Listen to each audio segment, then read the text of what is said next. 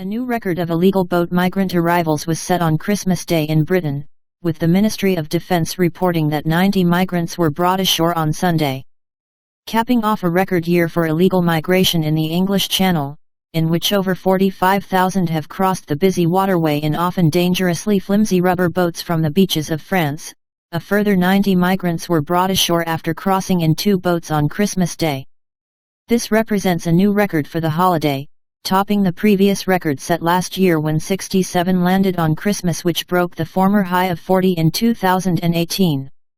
The increase falls in line with a broader trend of illegals crossing the channel, with 28,526 recorded arrivals last year, 8,466 in 2020, 1,843 in 2019, and just 299 in 2018. A spokesman for the Home Office, the department responsible for controlling immigration in Britain, trotted out the standard line once again, saying, "Nobody should put their lives at risk by taking dangerous and illegal journeys. We will go further to tackle the gangs driving this, using every tool at our disposal to deter illegal migration and disrupt the business model of people smugglers."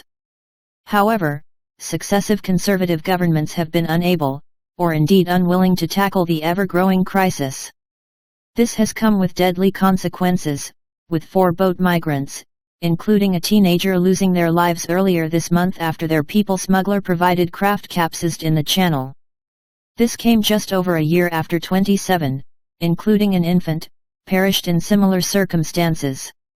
Following the latest tragedy, Prime Minister Rishi Sunak laid out his plan to deal with the growing migrant crisis, including the signing of a deal with Albania to speed up the deportations of migrants from the Muslim Balkan country, which has become one of the top countries of origin for illegal migration over the past year.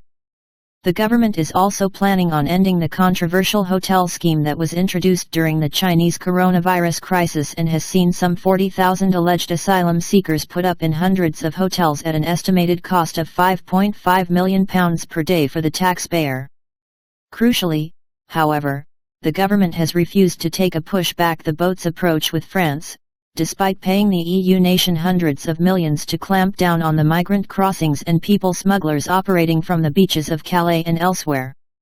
While the government won a recent victory at the High Court this month for its scheme to house migrants in the East African nation of Rwanda while their asylum claims are processed, the plan still faces significant legal hurdles, including likely challenges at the Supreme Court and European Court of Human Rights, ECHR, which the UK is still bound by despite leaving the EU, as the court is technically a separate institution.